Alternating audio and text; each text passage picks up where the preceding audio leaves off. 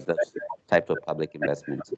For the agriculture sector, at least for now, the development banks that we have is the KDB, perhaps, TID, but also, to me, again, like I go back, the commercial banks should start focusing on mobilization, internal and external capital. Internal capital alone will not get us anywhere. We still need to mobilize from abroad. So the likes of the big commercial banks can focus on there. Let the SACCOs or other intermediaries go and intermediate at the local level. They should mobilize abroad because we're not going to mobilize 44 billion by internal resources alone. There's no way. So development banks, commercial banks, mobilize that money abroad. Make sure the policies and the operating environment is conducive to mobilize that kind of money, and build those things that we need, the infrastructure, the industries to develop, the value addition, and let the SACCOs, the human organization element on the ground is very important for the smallholder farmers and the likes. And that's why you have the AMCOs and the many cooperatives. When they become better, they don't need that per se, but for right now, you need that element of human organization on the ground to happen. And then also the SACCOs can service a lot of their specific needs and intermediates. So also when they're being paid, they should stay in the system somehow. And I think so if you do a good job mobilization externally, so using these key major financial institutions that can mobilize capital internally, when we do deploy it, let's use the kind of institutions that will make sure that the intermediation stays somehow in the system. I think SACCOs, again, I would always go because MFIs have not been able to do it as effectively, and community banks are also too constrained. Perhaps let's start as that window of SACCOs to use it. And then we'll be able to not just mobilize externally, but also keep the money that we use. Because right now in agriculture, what tends to happen is we take formal payments and they go out and become informal every year. Somehow we need to make sure when we go out and pay, it stays, but it also gives value to the farmers. So that's why if you intermediate along there, and when you intermediate, it can be across different industries. So as long as the money that stays there, if I'm a fisherman, is helping me as a fisherman, if the money stays there and I'm a is helping me as a coffee farmer, then the incentive to keep money in savings is there. I think what we have now is lots of products and solutions saying you should save, but there's no benefit directly to the economic activities. We need to link savings and benefits to economic activities. So let's create or at least promote those kind of institutions so that we don't have this thing we're mobilizing capital, but then it's going out informally. So if we can keep that money to stay somehow formally within the system and mobilize effectively, I think this $44 billion challenge can be somehow addressed, and perhaps we can see, and it could catalyze more growth. By the way, we don't have to mobilize the whole amounts. If we mobilize enough and we keep recycling what we are investing within these institutions, then I think we can still meet the $44 billion challenge. Yeah. Thank you very much, Mwambeki. I see collaboration and mobilization, internal and external mobilization is like a big message that is coming along. Dr. Anna, you wanted to chip in?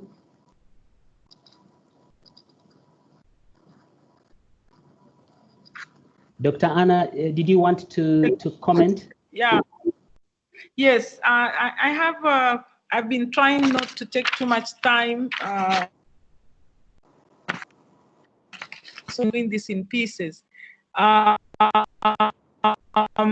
are issues concerning that on page 18, and you say, what could the finance system do? There are places where you say none. And I'm worried that finance has a big role even in trying to make products to be standardized, certified, and also creating conducive working environment. And this is how we should think. We always think about, even in technology, we always think about the technology itself instead of thinking about the technology services. And technology services, when you start thinking about technology services, you ask yourself, how can these technology services be offered? And that means the answer is to have an enterprise that will provide technology services. And for the standardization, what we are missing in Tanzania is the lack of assembly points that are operating as enterprises. when you have small-scale farmer producing perishable products, and there is, for them, they have to go to the market without an integrator there, definitely you won't be able to reach the quality and quantity that you need and become a reliable supplier. So that integrator need to be cultivated. There must be incentive for them to be able to develop an enterprise. If you see such an enterprise developing, definitely finance should come in and try to support those enterprises. And that will be a solution even for certification. Just think about a small-scale farmer producing a product, or even an SME producing a product, going to TBS for certification. It is very difficult for them, and actually for TBS, transaction costs are very high. They'll promise to come to invest, to investigate about your processes and be with you the whole day to do processing and so forth. But if this was kind of integrated, an enterprise that is working with farmers to make sure that there is good quality of produce that is moving on towards the market, then reaching the farmers market the market will be much easier. When it comes to perishable products, I think assembly enterprises that is doing assembly, standardization, and managing that process, it's important. The thing is, people think about, okay, if we have this assembly, the private sector, some development agencies might not want to, but we came up with a design whereby farmers can have a share. So that is another design for organization and enterprise. Those farmers who are going to supply produce, they can develop a sharing agreement on the profit that is coming out of the processed product, or products that has been in a pack house, just cleaning and so forth, and being sold and exported. I was wondering, for example, access to the market. What do we really need? Do we really need those packs that go to the airport in Shangazi Kaja packs or whatever? Can we really improve that and start even marketing, train ourselves to market to outside market, and from there we can go into Taha way of going into European market? How can we develop those skills if there's no an enterprise in Tanzania operating that way? So there are certain things that you can really do. You should remove those non-financial sector can do to improve even working environment. If you reduce the risk by having insurance and other packages, will also be helpful in reducing production risks that are listed there, post-harvest losses, an enterprise that is integrating, doing assembly, and supporting farmers to clean and process and bulk produce can also help too. So finance has something to do there. Thank you very much, Dr. Anna. Thank you very much, Dr. Anna, for your wonderful contribution. I would like to now pass it on to Chairperson. Please, Anna, you're welcome. Yeah, thank you very much, my very experienced panelist and the moderator. Thank you, SOS, for setting a very good background. Thank you, all the participants, for hanging on there and your very powerful contributions, insights. We really appreciate you. And please note that for those who were not in our first session, please note that we have a poll going on. Our colleague Julia has been posting some questions. Please respond to those questions. If you're unable to click the vote button, please just write on your chat box. And before we finish, we also have our last poll, and really want to hear from you in terms of the value system we want to focus. We want to hear from you, like from your opinion, what are the value system you think are very critical for us to focus and are very strategic. If we are going to use finance as an enabler, then you'll see the impact to the rural farmers. Please, we want to hear your voice, we want to hear your insights, so that we can continue shaping our direction going forward. And please note that we at FSDT, as we talk about inclusive finance, our focus is really on micro, small, and medium enterprises, rural farmers. And we've decided to be very, very intentional to youth and women market, because we know as much as a lot of challenges rural farmers and SMEs are facing, but women and youth are more affected. So we really want to come with solutions, with models that then transform the lives of women and youth who are engaged in agriculture and in the enterprises. Thank you very much, and we look forward to meet you again in our third segment coming up very soon, I think after 15 minutes. Asanteni sana and shukran sana.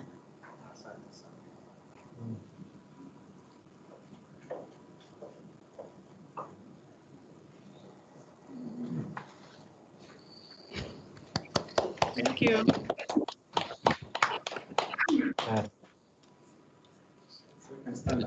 Tutoe mic, sije tukabado tunasikizwa huko. Thank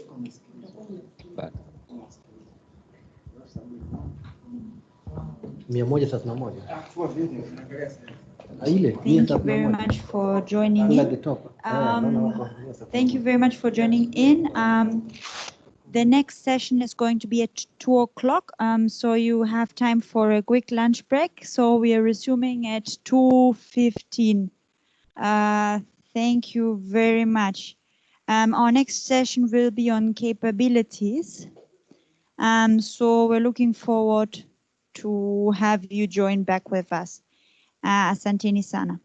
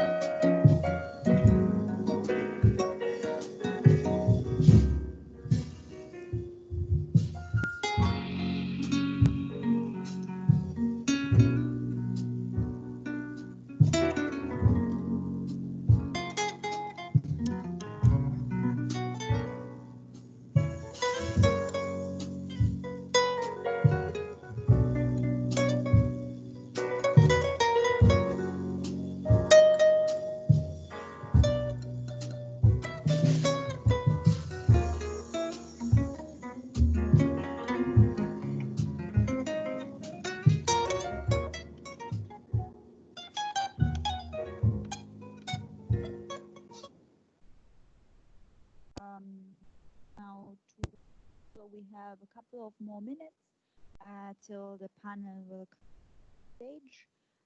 So karibu to everybody. Our session that is going to start at 2:15 is how do we enhance capabilities in the financial system to drive inclusive finance.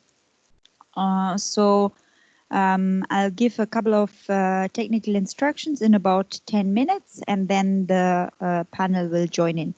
So please settle in. For those who are not active panelists, please switch off your microphone and keep your cameras off. Thank you very much.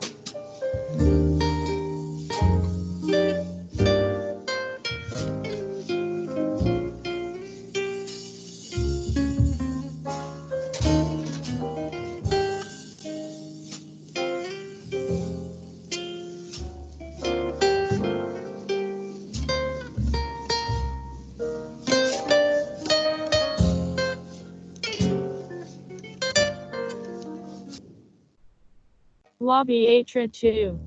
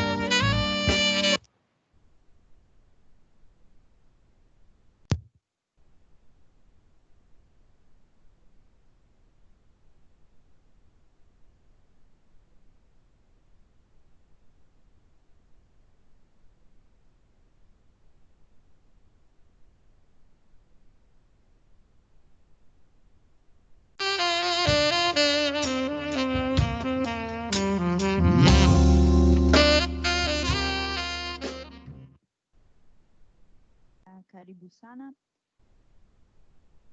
We are now our third session with the topic, how do we enhance capabilities in the financial system to drive inclusive finance. My name is Julia Seifert. I'm the research advisor here at FSD, the Financial Sector Deepening Trust Tanzania.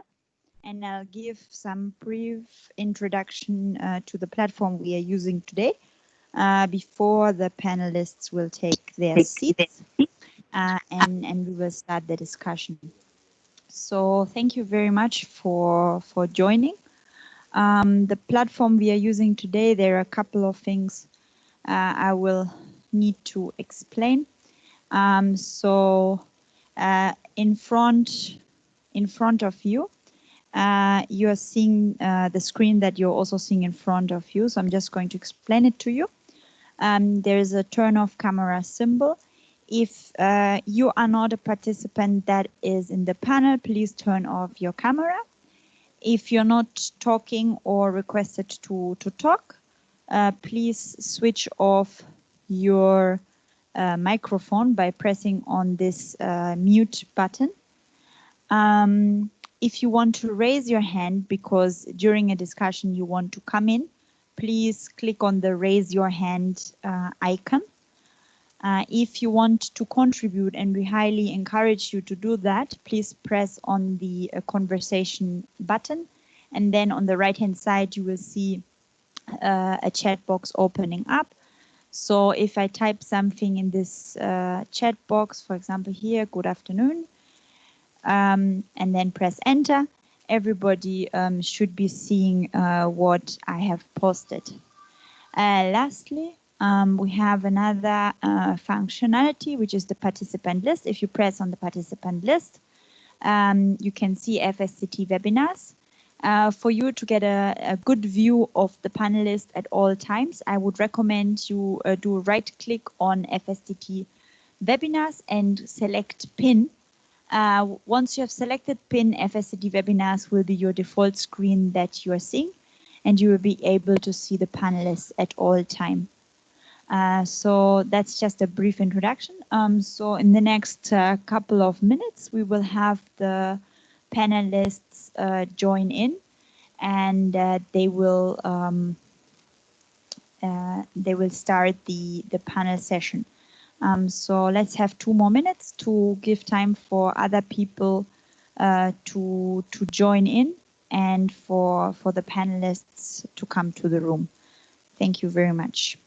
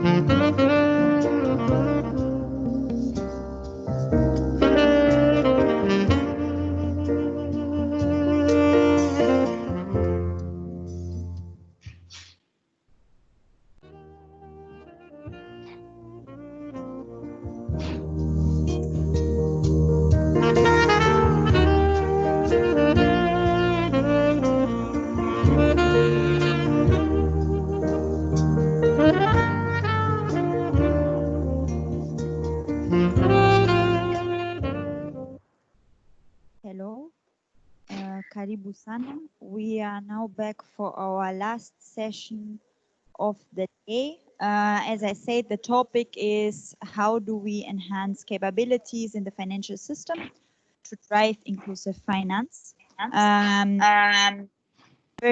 Very happy that you joined us. Those who have joined us since morning, thank you so much for the active engagement till this time. Those just joining Sana.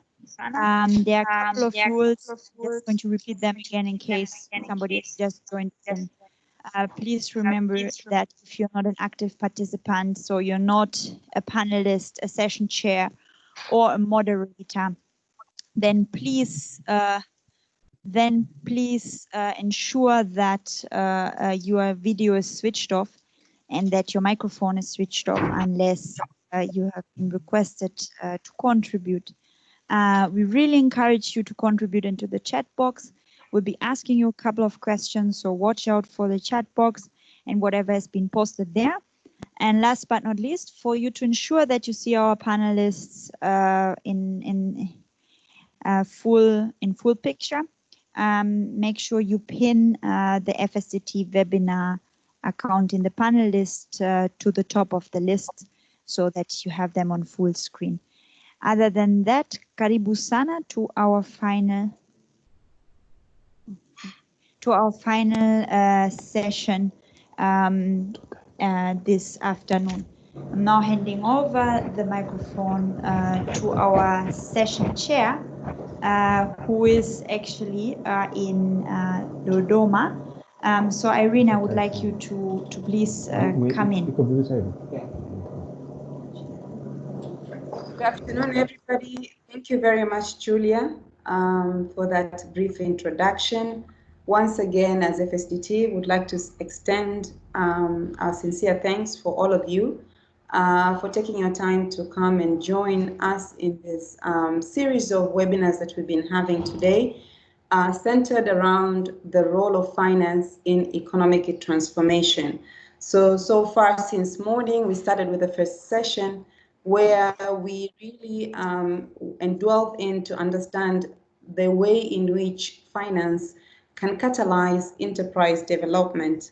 And there we had very good and live engagement and participation. And really we drew a lot of insight and knowledge that will actually go a long way to really all of us people who have interest to see the financial sector really delivering value. I think these are really good and insightful comments. And then we proceeded to really understanding the role of finance in articulating agriculture transformation. And we had wide participation, a very good panel, And really, once again, I think these are good insights that will go into all of our works within the market system that is actually driving financial sector. And in this session today, we are introducing a session that we need now to delve and understand how do we enhance capabilities in the financial system to be able to drive the inclusive growth. We understand clearly that there is a huge role to look at the capabilities both from the people who are the service providers, the policymakers, as well as the demand side itself, the people to who we deliver, in order for them to really come in and actually take benefit of really the financial sector and actually be able to see this growth. So in doing this, we thank you, all of you who have been with us since morning. We take note quite a lot of you have actually stayed along with us. And there are actually some new people who have joined in. So first of all, we would like to give a brief introduction in the role of finance in economic transformation, as well as assess the market, the financial sector market, and how it's actually been able to perform this role in Tanzania, and be able to also paint the aspiration, the national aspiration, where we really would like to see the financial sector. So for those who've been with us since morning, we know you've heard it before, but bear with us. We're going to go quite fast and quick so that we can actually allow those who've just joined in right now to be able to grasp that before we go directly into the topic of the day. So to take us through this role of finance and assess as well as paint aspiration, I'm going to welcome Sostenes Kewe, who's the Executive Director at FSDT. Welcome, Sos. Erin, for the introduction. I have one role to play right now, is to really pivot the role of finance in economic transformation. And the essence for this is because when we start discussing capabilities, which you will hear in the few minutes to come, we want to really pinpoint what kind of capabilities are we talking about, in what ways can we drive those capabilities, and how are we nudging those capabilities so that finance can add more value. So linking to the inclusive finance agenda aspiration, this capability means a lot in terms of transformation. Does the status quo work? And what needs to change so that the finance systems can be more meaningful, can deliver better value in many forms, looking at how, the economy is really performing and how finance influences that as a driver, as an enabler, as a catalyst. But at the same time, looking at how, those who participate in financial intermediation, why would they do that and how would they do it differently, with what value they are going to be associating as they engage in financial systems, as borrowers, as depositors, as payment services users, or as insurance services users, and many other forms, because we know that it is only when there's value that these people can do more, and only when the financial system is actually, influencing those benefits, then, greater value can be generated for the financial system itself, for the economy, particularly for the impact to those people that we say are critical: young people, rural farmers, women, enterprises, but also accelerating economic growth. So what we are actually talking about, capacities are needed to drive these financial systems, to drive these markets. Now, what you have is the role of finance in economic transformation is just to help us connect. Where does finance sit in this economic equation, in this social equation? And as you can see on the slide there, the financial system sits right at the middle, but it has the interconnectedness throughout.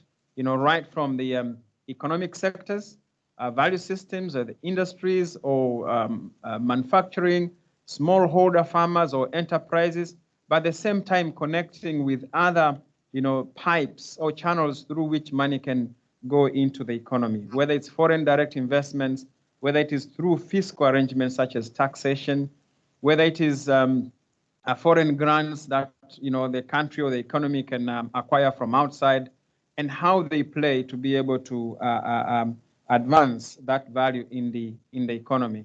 So that is the main issue that we want to look into, and how is finance positioned to be able to influence the value that is coming in there. And the point is to say, we have a financial structure comprised of banks, MFIs, SACCOs, pension systems, insurance firms, emerging players like telcos, fintechs coming in, digitization playing a critical role. All that is necessary. However, if the markets, that we want to serve are not using the tools, the solutions, which are generated or offered by these structures, then we have to ask a question. And then we can also ask a question whether finance can do much better in delivering value in order to transform the economy. And for that reason, we also really go back to the essence of any financial system, which gives us a way to look at why would people intermediate, how are they doing that? So they do that if they are actually managing cash flows through transactions. They may be mitigating, managing risks, hence the insurance and other forms of risk mitigation. They could be acquiring resources to build assets such as houses, buy cars, and other things for social reasons, but also for productivity purposes. They could be investing, and that's why they would need equities as enterprises, or they may need savings mobilized to allow for some investments to happen in many spheres of the economy. Now, to ask the question how finance is delivering, I think that should be a test to all of us. Is it contributing well to the real sectors? Which are these real sectors? So whether it's agriculture, enterprises, it's logistics, it's manufacturing, it's tourism, and all those social sectors in education, in health, and many others, but also linking to the national aspirations. What is this agenda that this country is running today? We want better life for everybody, raise incomes of people. In this case, farmers, enterprises, and everybody. Well-being in terms of, improved living conditions, better houses, access to better health and education, and maybe, smart energy, that is necessary for not only living conditions, but also powering people to carry out some economic activities, raise more incomes. And then that question actually looks at the stagnation point. And to do that, it's you have heard this several times, and maybe this is not new to you. It is to do with who is left behind in that regard. And in this case, we are positioning this to say what capacities are needed, or how do we need to think differently? Is it the question of capacities in the way we are today, or we need to imagine completely different, outside the box, no boxes, imagine that impact today, tomorrow, and then think backward to say, what kind of capacities do we need to generate? Do we need to change the way we look at farmers? Do we need to change the way we serve enterprises? Do we understand, can we imagine, build scenarios of where the enterprises are going and where they will be the next 15 years, and then imagine how the financial system should look like, transform, that's what it means, so that it can respond to those new needs. Do we look at the government as a policy set, as a regulator, or we look at the government as the consumer of most of the services that we are actually generating? And what capacities would be needed, not only from the human perspective, but capacities in all forms, technology, platforms, mindset, all those are needed to change, the way finance could deliver much better. To do that, so we have to imagine where is the financial sector going, and how can we actually make sense out of it. And here means the actors within the financial system is not only banks, it's not only insurance firms, it's about the policy-making bodies, it's about all that are supporting the development of the financial system. So the capability question, should be linked to where finance is directed, is directing itself, to where finance can actually add more value. And that is where we really link to what is the agenda today: national aspirations, industry aspirations, as a banking industry, as an insurance industry, but how connected these are to be able to transform, to be able to contribute much better. So what I'm sharing today is a scenario that could be useful in trying to frame the future of the financial system. Currently, we are told from data that the financial system contributes 3.7% to GDP. Okay, is that enough? What about other sectors? If it was not enough, not adequate, how far can that change to? And therefore, the growth of the financial system means what? It can't be a growth of the financial system because it is the growth of the balance sheet, it is the growth of the deposit base, it is the growth of the financial system with the value proposition. Where is that value proposition coming from, and how do we frame it? From the national aspirations, from human perspective, if it is raising the incomes, which is the case because poverty in our case is income-based, then how is finance delivering that? If it is the enterprises in this market that want to grow, how can we connect the profitability objectives, the growth objectives, the transformation of businesses with finance actually playing a role? So the growth to 10%, like threefolds, is a scenario that is presented to us. And what would it take? What capacities are needed to grow the financial system that we have today from 3.7 to 10%, if that is a scenario? And that is not a proposed, say 10% is the deadlock. It could be 50%, it could be 30%, because we have other markets where financial systems contribute more than 40, 50%. And therefore, in our case, we are looking at that as a real enabler of economic transformation, of income generation for the rural youth, for the rural farmers, for the women, for the enterprises. We are looking for finance that delivers value into enterprises so that they can grow. When they grow, they can actually avail opportunities for other people to work, called jobs. We are looking for a financial system that has, a way of improving the way resources are mobilized in this country, not only from deposit mobilization, through insurance, through savings, but also through fiscal arrangements like taxation. And that fluidity and efficiency and effectiveness of the financial system is what will expand. So the analogy we are presenting is, if we expand the financial system, we are actually interested in making sure that the government, the individuals, consumers, the businesses, all of them benefit. And we know if we respond to those, and I'll end up by saying, if we listen to the customers, and the customers are government, businesses, individuals, consumers, if we don't listen to them as a financial system, just like it is for any other business, we are not listening to the future customers. So I guess our prospects for business growth, the prospects for the industry's growth, meaning banking, insurance, telcos, fintechs, SACCOs, and everybody else, and new forms of availing finance will not yield these results. So let's focus on the impact first, and then position the financial system to deliver the impact. The why side question should be at the center. So let's bring customers, listen to them, and I think they will give back royalty, and the financial system can enjoy its role and then claim legacy in terms of transforming people's lives and not simply growing balance sheets. I think I stop here as a direction for the financial sector going forward. Thank you. Thank you very much, Sostenes, for that big picture in terms of the role of finance and the aspiration of where we really need to see finance going.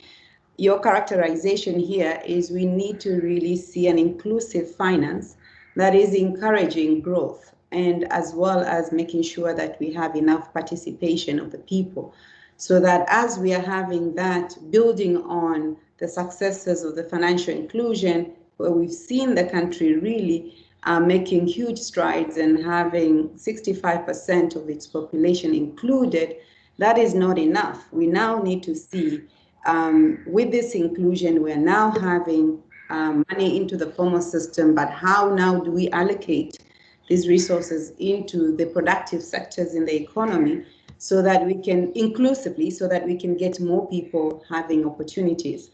But now as we look at that, we've seen, I go back again to the successes of financial inclusion, and we're asking ourselves, is it really enough? Are we actually seeing income improvement for the rural farmers with this? Are we actually seeing our youth having employment or actively participating in the economy? Are we seeing our women in the market improving their income and actually gaining empowerment as well as, jobs and, being actively participating in the economy? And most importantly, the enterprise, which is the engine of growth. Are we seeing investments being released to the small, large, and big enterprises so that we can actually unlock further? And definitely, these are some of the questions that we've delved in since morning. And in the discussion, I think a lot of challenges were posed, and some of the solutions were actually put on the table, where we could clearly see we are having promises, building on the successes of, financial inclusion and some development that has happened. Technological advances are actually offering huge opportunities in terms of being able to give our rural dwellers, our rural farmers, our youth a digital footprint which will really step them up into the system, development into the various platforms, definitely, so that we can release them to have access to market. And all of that as a promise to really bring these people into the system. But all of this is happening. Yes, solutions are needed, but the financial sector is not necessarily that we haven't seen products being developed. A recent study at FSDT highlighted that we have a number of products being developed in the financial sector. Close to, I think, 1,564 products were developed in the year 2017 alone. And majority of that is actually coming in from the banking sector, 64%. But why are we still saying that we don't have relevant solutions? So what is the problem? Where is the gap? I mean, is it the gap on the demand side, not understanding these products that are actually being brought into the market? Or where is the gap in the supply side to actually being able to design relevant solutions that are actually going to be solving the problem? So this is really, are these some of the capacity gaps that we're talking about? And also, I mean, we've seen this country also, making huge strides in solving some of the policy and, regulatory challenges. But still today, even earlier today, we're having quite a number. We took a poll and we've heard some of the results that we still have a number of people believing that we still have gaps on that side. So we're having some capacity gap to being able to translate and bring out relevant policies that will actually be able to unlock these values that we want to see in the market. These are all definitely the discussions that we are encouraging today, and we look forward to the panel that is ahead of us to actually be able to unpack further into the capabilities. And, as much as we've talked on things that needs to be done, but definitely we need to look at some of the capacity gaps. So on this note, I welcome our moderator for the session, Mr. Elvis Mushi, who is our head of research at FSDT, to really unpack capabilities generally. And in capabilities here, we don't necessarily just want to limit it within the financial sector, because we've clearly seen that in order to really move to inclusive finance, inclusive growth, we definitely need to address the core issues that are existing for the people to actually be able to run the economic activities themselves. And of course, capabilities within the financial sector is still also very critical. So Elvis will come and unpack the capabilities and then focus a little bit more into the financial sector capabilities before he welcomes and introduces the panel that is ahead of us and drive the discussion. Throughout the discussion, we encourage all of you to engage with us through the polls and as well as in the chat box. And it's on this point I actually remember that there was a poll that was run on in our chat box. So I'm encouraging all of you to actively engage on the chat box. You'll see various polls being run there so that we can get the engagement and we can get feedback from you. Over to you, Elvis. Thank you so much, Irene, and thank you to the audience for joining this session. First and foremost, I will go into introducing the panel members that we have on this particular session. The panel members that we have on this session are to my far right, Mr. Sostenes Kewe, the Executive Director at FSDT. He gave an initial presentation on the nature or role that the financial sector has to play in economic transformation. But again, he's joining us as a panelist to discuss this broad topic on how we can enhance capabilities of the financial system to drive inclusive finance.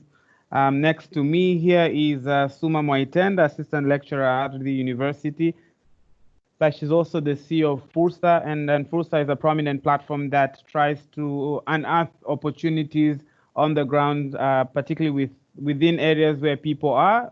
It's always run in tandem with Fiesta, I think, in the past, and they really reach out into communities and engage effectively and try to make people identify opportunities that sit within their own locality. So she comes in here and tries to tell us what is really going on the ground and how can we turn all those opportunities to realities for impact, jobs and income generation. Last but not least is Engineer Peter Ulanga. Engineer Peter Ulanga is joining us from Cote d'Ivoire. At the moment, Engineer Peter Ulanga is a consultant on digital economy at the African Development Bank, and formerly he was CEO of Universal Communication Access Fund here in Tanzania. So very much knowledgeable around technologies and how they could be used to leverage and leapfrog from the current situation that we are in. To kickstart this conversation, we have a quick presentation. And it kind of just starts from the basic Oxford Dictionary definition of what does this word capability mean, and particularly because we are pegging it at the financial system.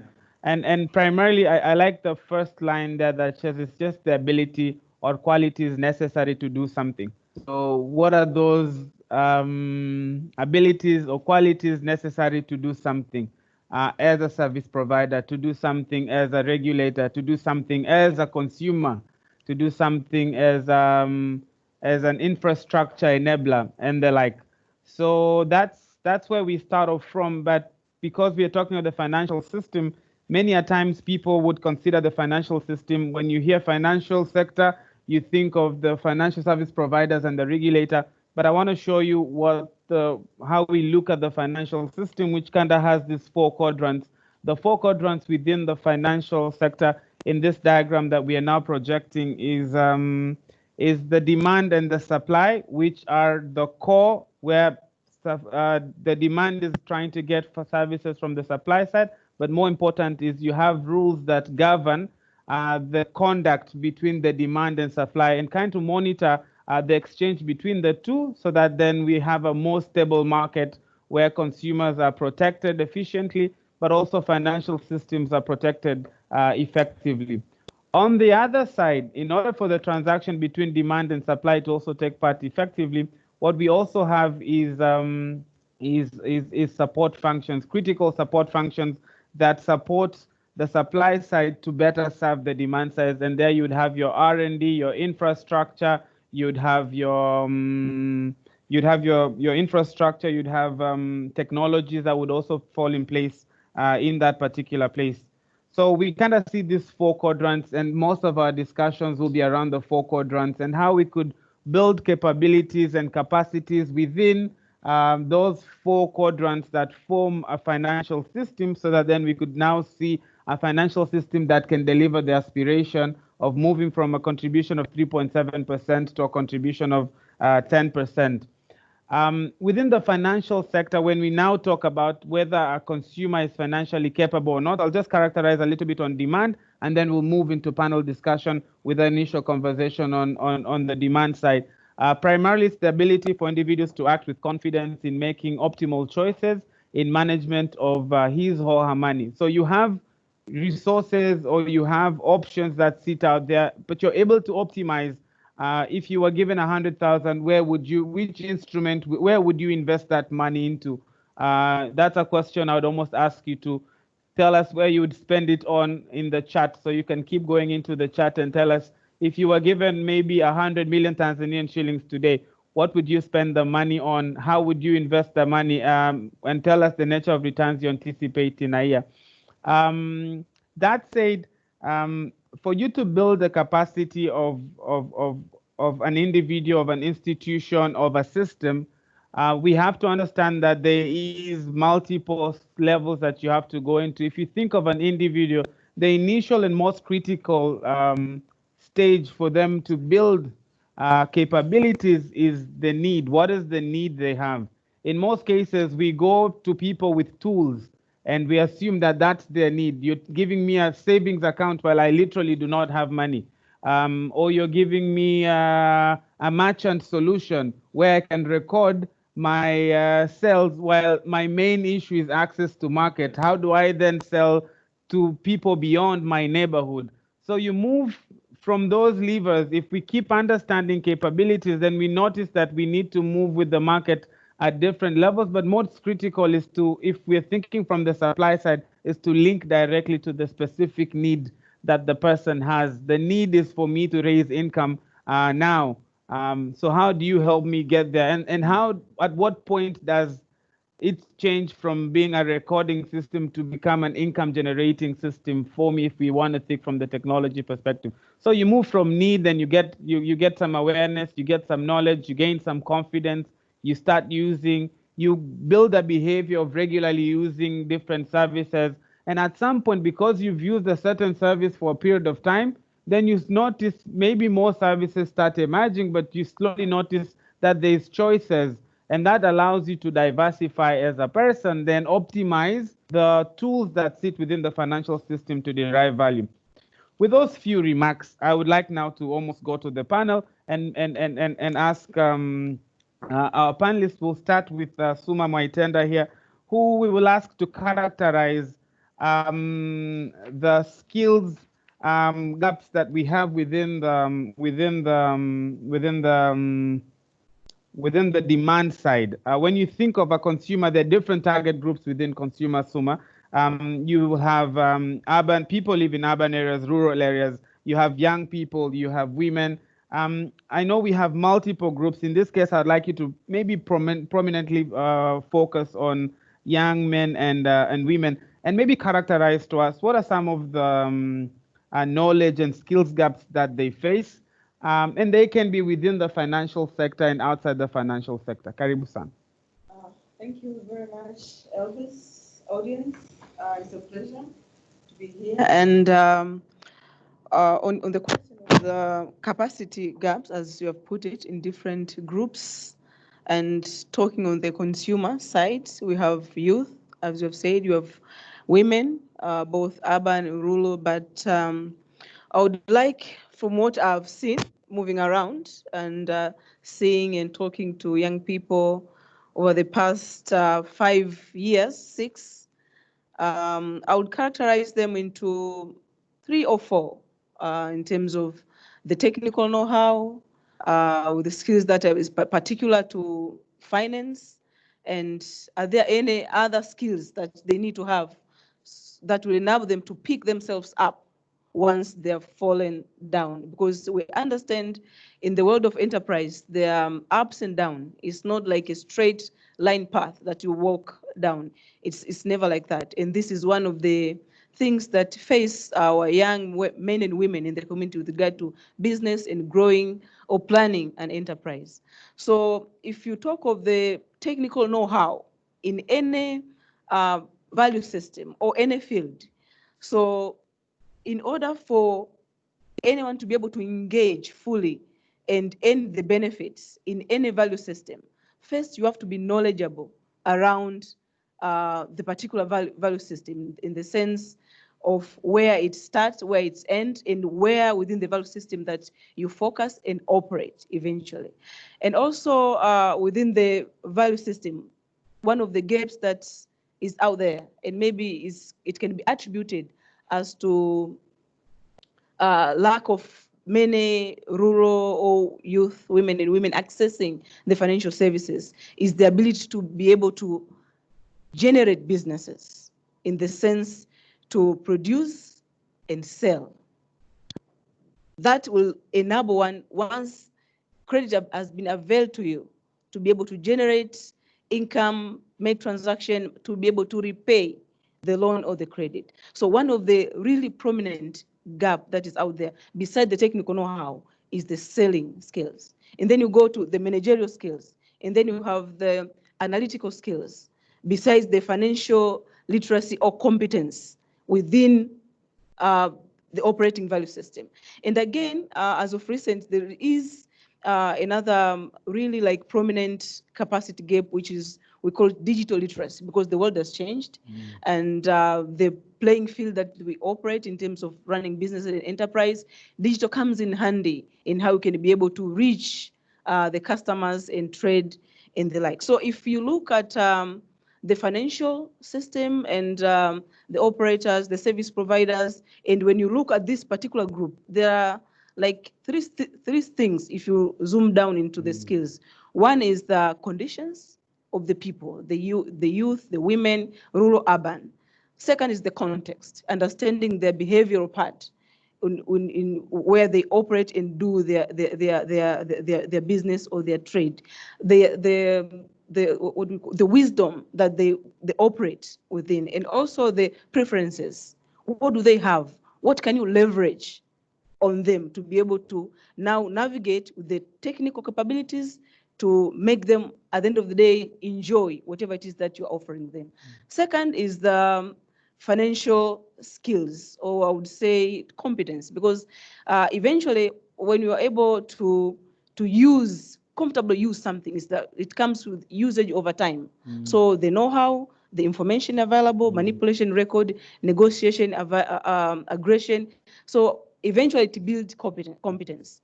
And also something else that within the skills gap is what you have in terms of the footprints, the records that can be attributed then to usage, which breeds competence. And also there's something that have to be seen here, is like lacking of disposable income. So for me, a young man or a woman, wherever they are, to be able to eventually access financial services, it means that I have income to make payments, I have income to save or access insurance, etc., or trade. So there has to be disposable income available to allow me to be able to eventually enjoy the services. So financial identity in terms of as a gap, so it can be attributed to footprints and lacking of disposable income. And the last in terms of the skill gap is the soft skills, which is the most underrated skills within the skill gap, the technical, financial, and other skills. The skills of problem solving, to be able to adapt to be creative. Because in the world that we live now, there's a lot of dynamism. And what can be able to make or help you survive is how you can be able to adapt to different conditions over time and to be able to leverage within the dynamism and to be creative.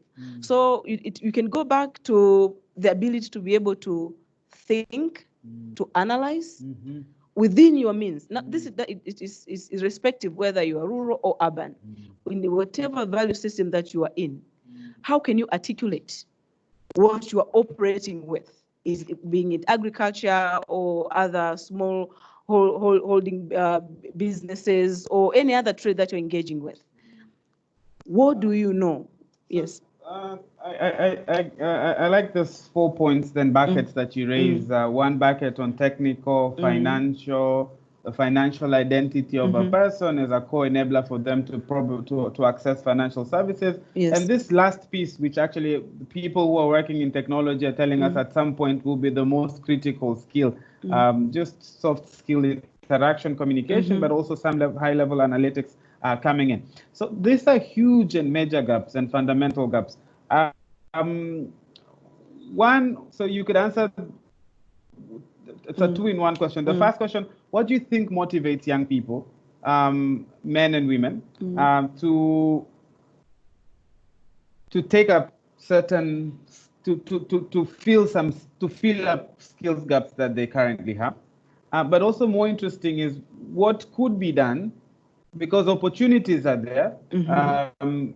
Your program, once you go on ground with FURSA, it's very clear that you meet people, people inspire each other. Those are stories of change of people within societies where people are living and people are elevating. I'm in a context like yours. My conditions are similar to yours.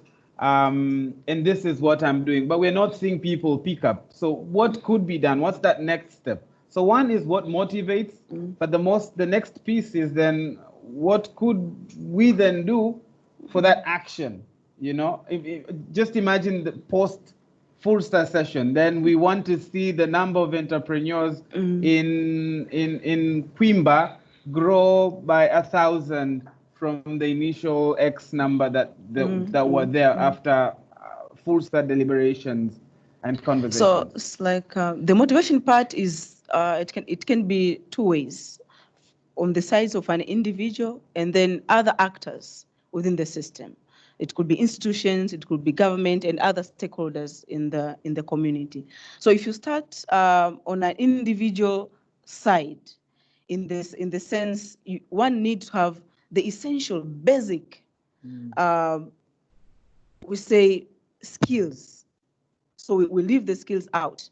Now it comes the part of the motivation, the capability of oneself, the aggression within to want to acquire and be more than what you are.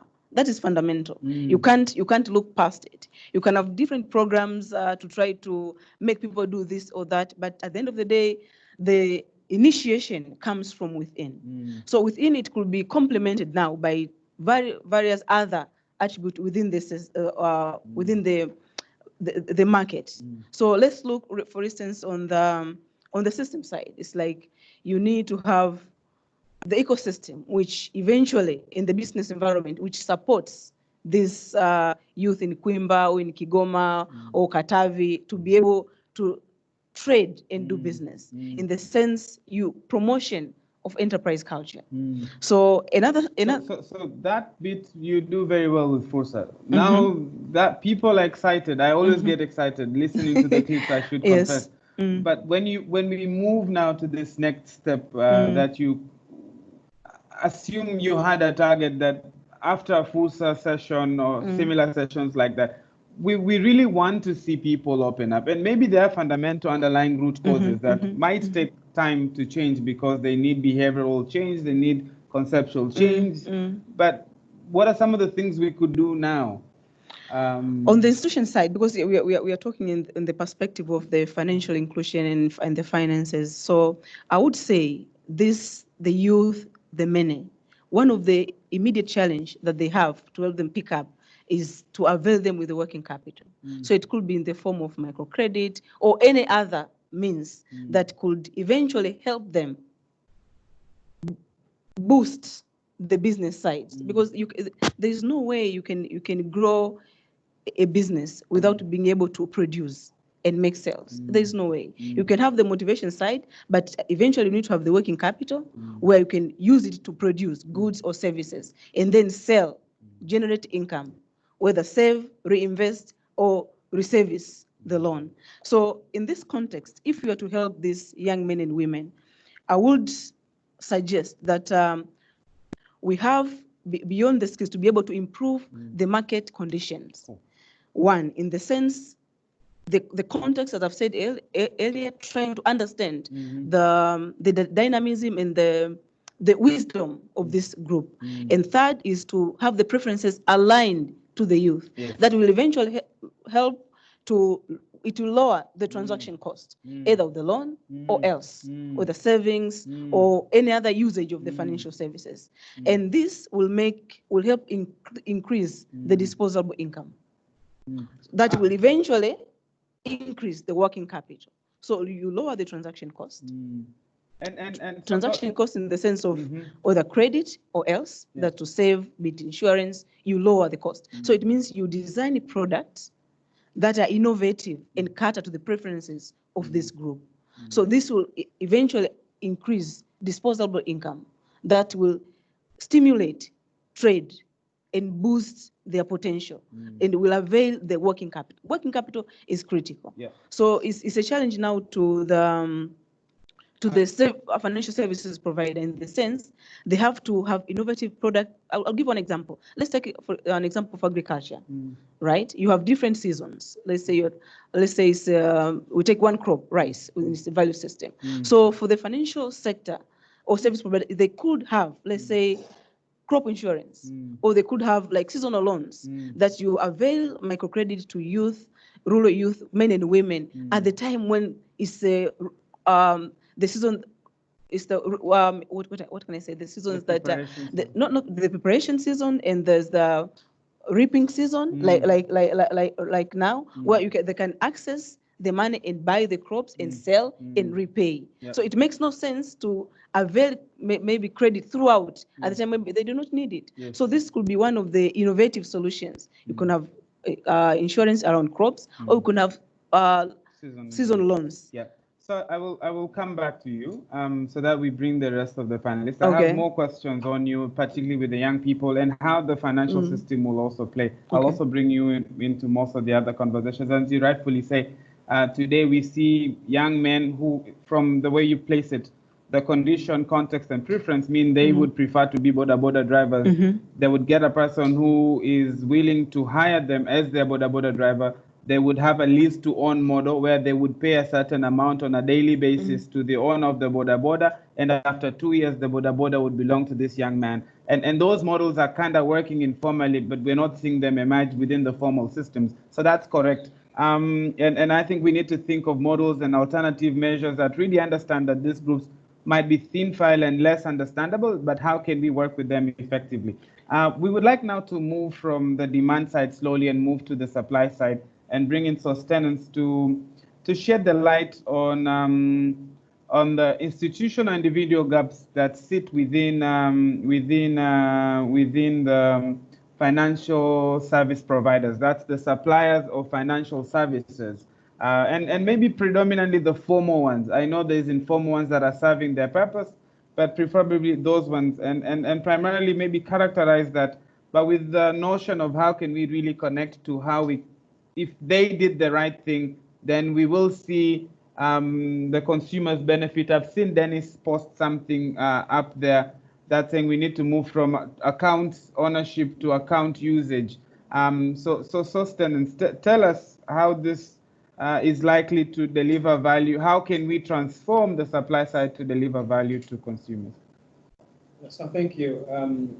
On the question of capability, this is really critical, because without capability, all the aspirations, from innovations to infrastructures to good policies to all the opportunities being availed, without that capability, it's difficult to actually capitalize on those opportunities. So now I think the basis for this discussion is based on the fact that we have, different players with different functions within the ecosystem. And here, the supply side, meaning that those who are offering those solutions, those products, those models, those platforms. And the supply side here means, you're talking about all financial service providers, including, those that are non-financial, but they have a role to facilitate, the delivery of financial services. So telcos would come in, fintechs would come in, other platforms like, the emerging ones like Uber would come in because there's connectedness with the payments, services there. So in every time we talk about financial services, I just want to underscore it means either people are using payment services or they are saving, putting money in an account, not necessarily a bank account, in an account. Wallets are there now, or they actually, investing. And we see people investing in many forms, using, investments in financial assets.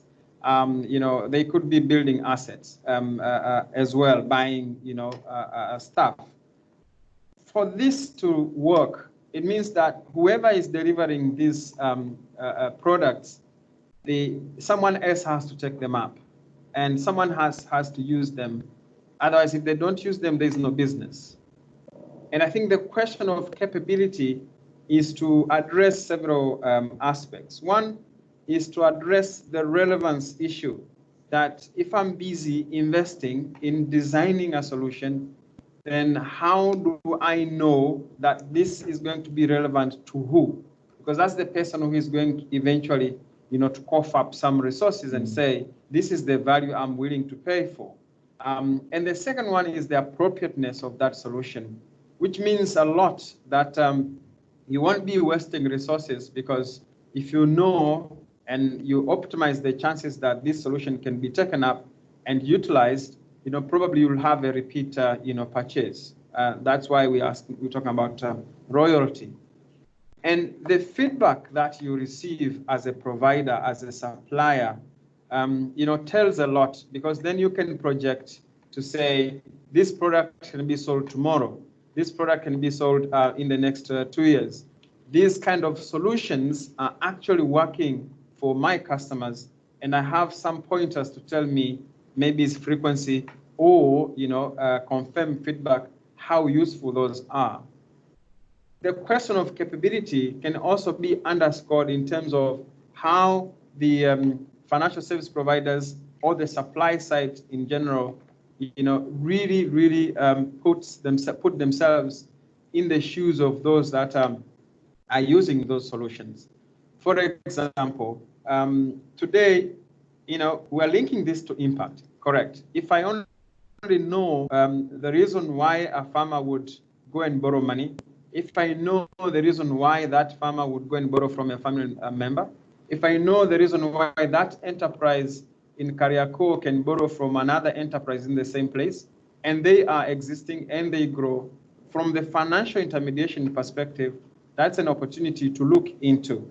So what I'm saying here is that the needs of the users, are not always, looked at.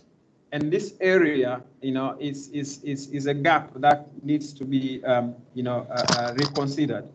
And from evidence, we have that, many products exist, and I think Irene also pointed out, many products exist in this market. The uptake is quite low. The utilization is even lower. And the point is, what is the alternative? If it is borrowing, people are borrowing, but not in the formal system. And Elvis, you pointed out that I look more from the formal side. True. But from the demand side, we are trying to expound the options they have so that whoever is adding value, can understand how they can add value beyond what is currently on offer. And that is critical. And the second one is, what are the worries and what are the capacities needed to manage those worries? and from the financial service providers, when you hear a statement that agriculture is risky, or rural farmers are not lendable, or young people are too slippery, actually it's the fear of unknown. And the capacity gap there is that we don't know them. We need a way of understanding these young people. We need a way of understanding these rural farmers. We need a way of understanding these enterprises. So the worries then are actually fronted, while the real response is ways in which we can understand better or more about that market, particularly on the needs. And I think I'm emphasizing the needs because it connects with the impact orientation, the reason why they would go to a financial service provider and ask for a loan, ask for insurance, ask for a payment service and all that. Then the next one is, if I know about how, I'll pick one, insurance, for example. If I know how insurance has been trending over the years, and we know that it's only recently in this country that health insurance has taken up, and thanks to the government intervention, frankly, because the other forms of insurance, it's maybe motor, and we know how many Tanzanians can have, trucks or cars. And actually what is also interesting to note here is the fact that even within the same analogy, that motor insurance or vehicle insurance is actually supported by law. So one would be interested to note if all of them are insured, but the point is not about motor insurance. The point is about the risk mitigations, the threats people have that could be managed through different insurance forms or risk mitigation forms, where we have the entities, the supply side to deliver that. And now this should not look like it is a knock on the insurance industry. But when you think about how the ways to actually advance that, the ways to partner, the ways to work together, this is another capacity area that is needed. I want to come in there, Sos, and there's at times when a lot of the conversations that have happened today around inclusive finance have, for once, we've not had a lot around mobile money. And I know frequently you've always looked at mobile network operators as the rails. I want you to keep figuring out, to tell us a little bit more on how you foresee then the contribution of telcos and MNOs in this, and what capacities they will need on their own or with collaboration to see them drive that. There's a comment from the chat room that is very interesting here from Francis. Francis Ekeng, please forgive me, from TAFU. He says all these institutions are legacy structures with rigid policies that leaves no room for experimentations. It's contrary, exposed to what we'll need to increase capacity within the segment of the market we are discussing here. So that's Francis. I'll bring you in to maybe characterize it a little bit after Sos gets back to us with this. Will mobile network operators play a role in inclusive finance, which is financial inclusion and finance for growth? And are there gaps even in that space for them to then effectively deliver in the inclusive finance space? True. And even beyond the telcos playing the role, I think the question you are bringing up here, the capacity of the financial system then is, as we said before, is allocating resources, mobilizing resources. And what has been the role of telcos in mobilizing resources? People can look at the World Bank of Tanzania website right now and look at the structure of the liabilities of the financial system, and just go to the line where trust accounts are accounted for. And you realize that in the last 10 years, mobile money, M-Pesas, Tigo Pesas, Airtel Money, Halotel, and the rest, T-Pesas, Z-Pesas, have contributed, is actually have helped to bring the cash into the system. And if you look at the levels of deposits that sit in the trust accounts alone, they are so much comparable to what pension funds have been putting in the last few years together with the insurance industry. So the capability question then is one to design solutions that respond to the needs of the markets, but also to think about how these are delivered, particularly when we think about the affordability on the demand side. And let me emphasize that equation is so important because, you know, and I'm reading the point that is on the chart right now, legacy institutions, because it is possible as well. And I think I'm putting this back to the audience to help us, you know, with some of these realities. There is a lot that has happened in the financial system in terms of investments in technology. And we are talking about technology now. But one technology from the telco side has reached out so many people, while other financial institutions have invested so much in technology, which in most cases is supporting processes, is less to do with improving the interaction with their users of those financial services. I think if we are to move forward, the capability to ensure that we enable the customers to use the very products that we design for them is going to be another investment that is needed. And therefore, the real issue on inclusive finance, because it's about mobilization of resources in all forms. You know, telcos and other players like fintechs will play a critical role, but provided we all understand what is needed by businesses, what is needed by the rural farmers, what is needed by women, what is needed by the young people, what is needed by the government, what is needed by the economy. And to say that you need other forms to play, who loses sleep when you have a pension system with only 1.2 million members? And while you are talking about long-term finance, while we have insurance, we have pension systems who can help that. Capability then is not the lack of products or solutions at some point, it's the way we need to think about the future, you know, that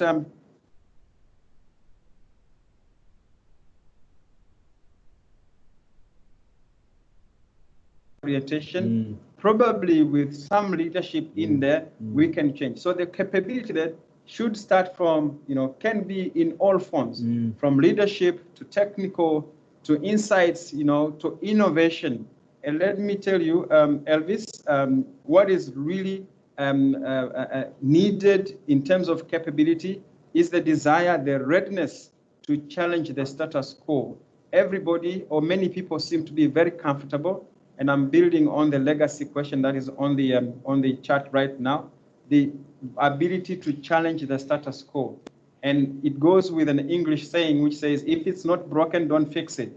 And that is not helping us in the financial system. How are we going to grow from 3.7% of GDP contribution today to 10% if we continue this way? It has to change. And the way to imagine in terms of capability is vision building, is scenarios building, which will mean we don't have to imagine the financial system of the size today, of the instruments today, of the structures today. We need to imagine of this financial system of tomorrow, you know, because the young people that my sister has talked about here, those are their future customers. They don't have the means to borrow from you today, but actually tomorrow they are the businesses that you'll be looking for. So listen to these guys. But then what is... I would like to bring in Francis and to echo your point here. Yeah. I don't know, Francis, I've seen your comment on the chat room. Do you have recommendations on what could be done, building on sources, feedback on the question that you posed? Can we build scenarios? Can we, the readiness to challenge status quo, become more innovative, utilize insights? What are some of the things you think we should do to transform these legacy institutions to deliver better? And maybe you would tell us, if you could even just tell us the industry you come from. That would make it more interesting for us. But if you don't want, that's also fine. Karibu, Francis. All right. Thank you very much, sir. I don't know whether you can hear me because I just came on here now. We can hear you loud and clear. All right. Thank you very much. My name is Mr. Francis Ekeng. I just got introduced to this platform this afternoon by Mr. Sosthenes Kewe, who got me to join. So thank you very much, Kewe, for introducing me to this beautiful webinar today. Listening to the topic of the day and all the been said by the various speakers. It's extremely very interesting to see that a lot of activities actually been going on to see how we can enhance this segment in terms of the financial space. But most importantly, I would just like to mention something here very interesting that I like the topic here. And when someone was speaking here, he talked about inclusive finance and not financial inclusion. I love that, because in today's world, the only way we can drive value is actually more or less switching it upside down, almost in everything. Unfortunately, the legacy framework that drives these institutions, whether the banking, the insurance, and all the rest of them, they are so structured that their underwriting rules and policies drives how things are done in those markets. Unfortunately, this market or these regulators here are not, permit my word here, they're a bit flat-footed, because they are not really considering the fact that the youth, the mindset of the market has changed considerably from when those rules or legacy frameworks were institutionalized. So there is need for us to try to find a way to get the regulators to be part of this kind of conversation, because there is no way you will be able to create the kind of tweak or to see the kind of market movement, to see the needle moving from 3 to 10. It's almost going to be impossible without getting the regulator to be part of this kind of conversation. And that's the reason why we will pick on a discussion on the regulator in a few minutes. So we'll come back to that one, and I'll bring you back in at that particular time, Francis. I want us to move from the first cohort of demand, and then now we've discussed supply and the gaps and what could possibly be done to ensure that we can build on those. But there's one comment from Judith here, Sando, that says, it's the people behind these legacy systems. The question to them is now how willing they are to accept the change. Are we dealing with a people problem within the financial system side, on the supply side, as a question that is emerging? And I think that's the legacy element and the fact that it has been tried, but it is the people. Which people are they on this conversation, and what could be done? And I think that's what Francis is now alluding to. Maybe we need to use the regulator to catalyze this change. And I look forward to maybe very tangible, specific things that the regulator should do when we get to that discussion.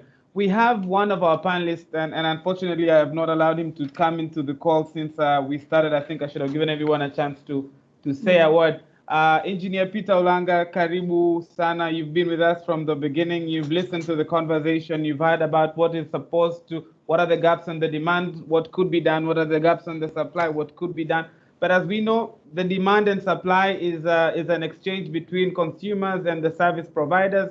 But for that exchange to be optimal, then you need support functions, and part of those support functions is R&D, infrastructure, information. I'd like us to zone into a space where you have spent some good amount of time working in trying to look at how could infrastructures unlock value for consumers at the end of the day, and kindly ask you to come in here now and maybe tell us and maybe look at paint the picture of how infrastructure looks like, and allude to some of these interesting questions around what are the core values of delivering value through infrastructure.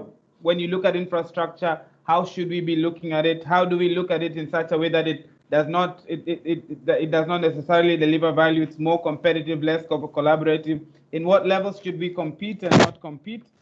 But what is most interesting here, again, what are some of those infrastructural gaps that sit out there that do not allow this exchange between demand and supply of financial services, be it credit, be it risk mitigation, be it cash flow management, savings, borrowing, asset building, investment in productivity and the like. Karibu sana, Engineer Peter, all the way from Cote d'Ivoire. So we look forward to hearing from you. Asante-san. Thank you very much. And first, I'd like to thank very much FSDT and the very able leadership of Sosthenes Kewe for actually organizing this webinar. And in a special way, I would like to also to thank the session chair, Irene, and the moderator, Elvis, for organizing this session. And I really like to also thank my fellow panelists, Sosthenes and Suma, for very good discussions so far. And in a very special way, I think we've got a very active audience, and this is very engaging, and I'm happy to hear to actually follow this very interesting conversation. And I think the question which you've asked me is an important question, and in the context of Tanzania, as up until now, in terms of the digital infrastructure, 95% of our population is in at least covered with 2G infrastructure, second generation. So your feature phone with your USSD plus something would work. So at least 95% is somewhere within that type of infrastructure.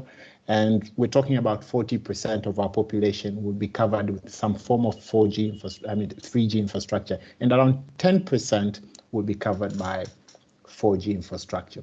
So in the large scheme of things, we actually look at basic infrastructure being covered.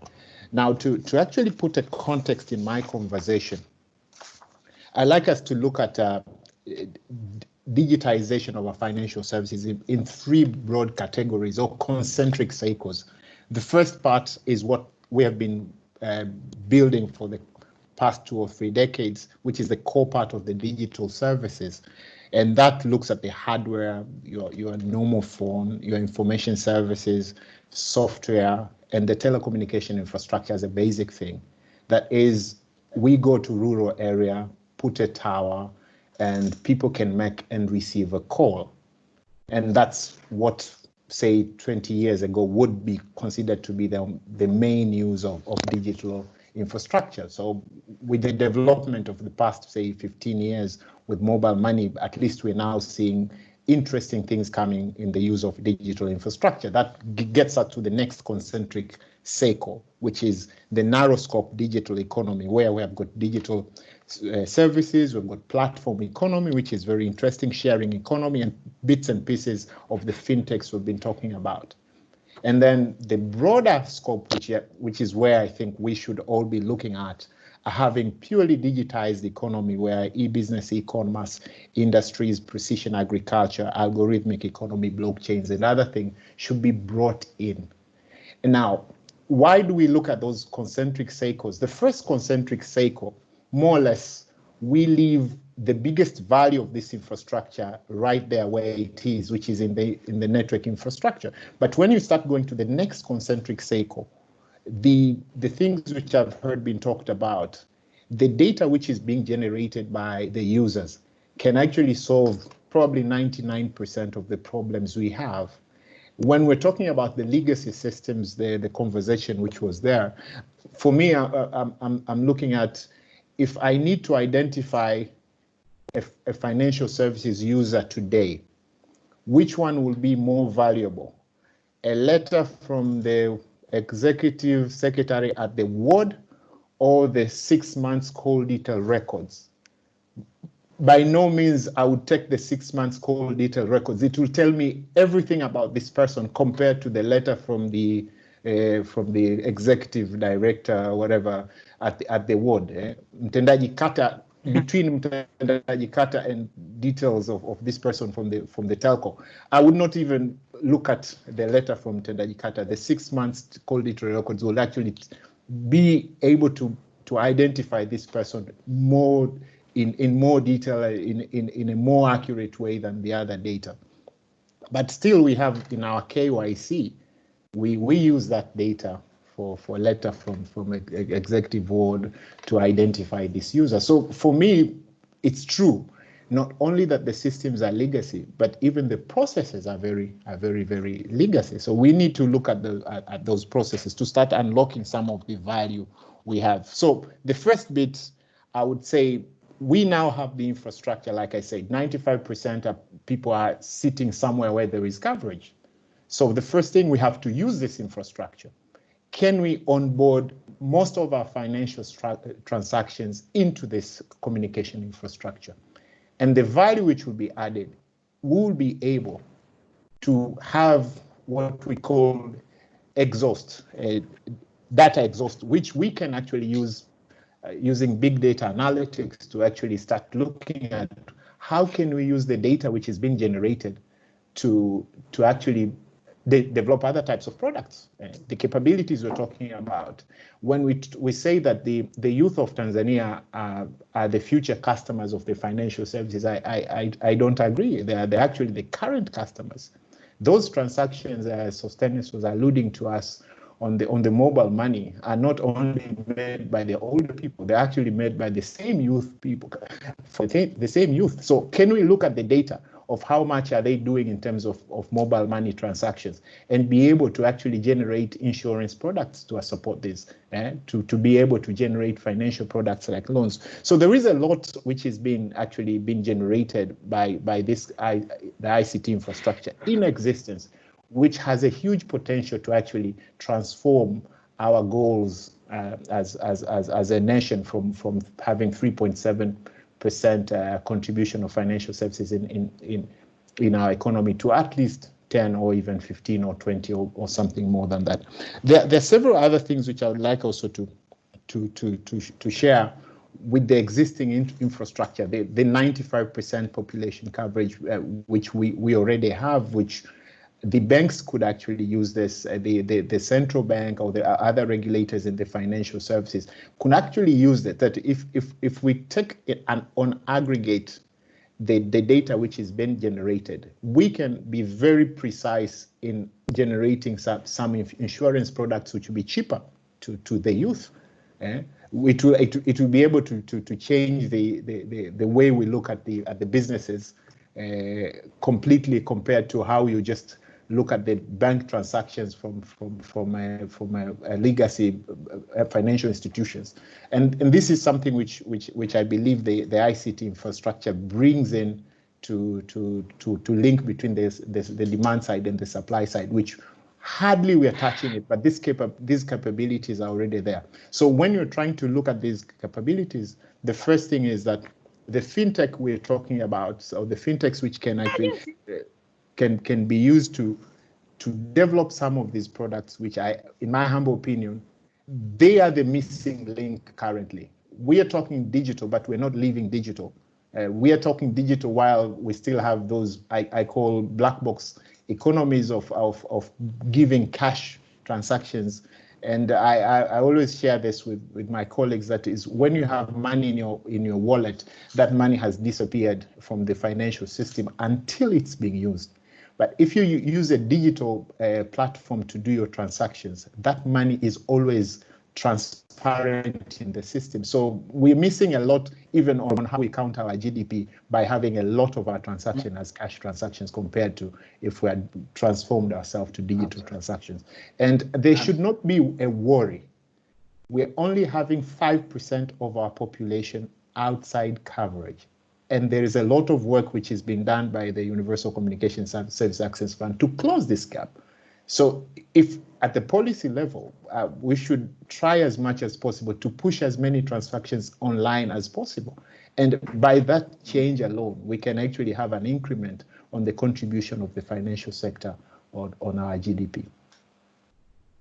Thank you so much, Engineer Peter Ulanga, for those remarks. We have to optimize on this 3 pillars. We effectively build on what we are good at, but also envision a scenario of the future where we can then leverage on this new oil that is called data, and how we can then utilize it to deliver value to people, because we understand them better, their needs, because they're generating this information continuously, but also the way we can restructure our economy in such a way that we do not necessarily lose money, but we have money move within the ecosystem.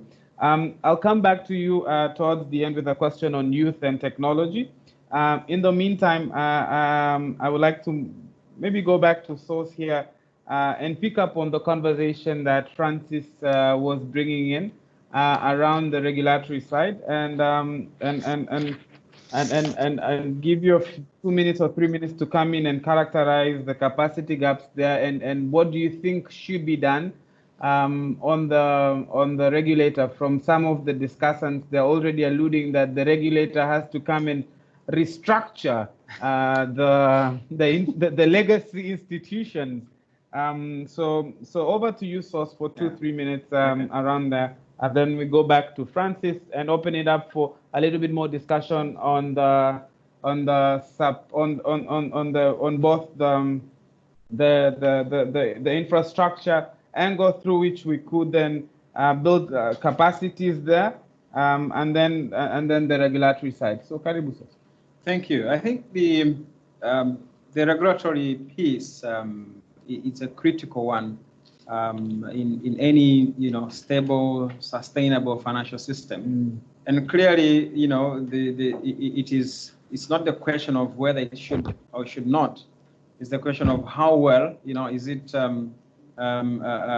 should it deliver to the expectations. And now that we think of inclusive finance, is the current regulatory capability suited to be able to deliver or live the expectations of inclusive finance? I think that's the question. The second point is, much as we talk about the regulators, I think if we all connect to the impact, why the financial system exists and why a particular regulator is given that role, you will realize all connected back to the development agenda of any country. And that's why I think the licenses that are given, the businesses that are allowed to be conducted in the market, they are all going back to the development agenda, whether it's private sector given the power to do something or achieving a particular outcome, welfare or empowerment, or give young people an opportunity. But crucially, again, reduce poverty or raise income or grow, a particular sector for that matter. Now, the orientation of this, I think, where many people have issues is the way the roles are played. And that may raise capacity issues, but in many cases, they may not. But if you're orienting this from the needs perspective, it is easier to see what's the current practice and what is needed for the new need in the market. Today, if we assess the country, not only in Tanzania but also around the globe, in the regulatory space, particularly for financial sector, it's not regarded as an onerous one. We actually fare very well compared to many countries, even in SADC region or in Africa in general. And this was really driven by some of the decisions made to drive, for example, financial inclusion. Mobile money didn't have any law in the past, but if you wanted to wait for the law, it would have taken forever to do it.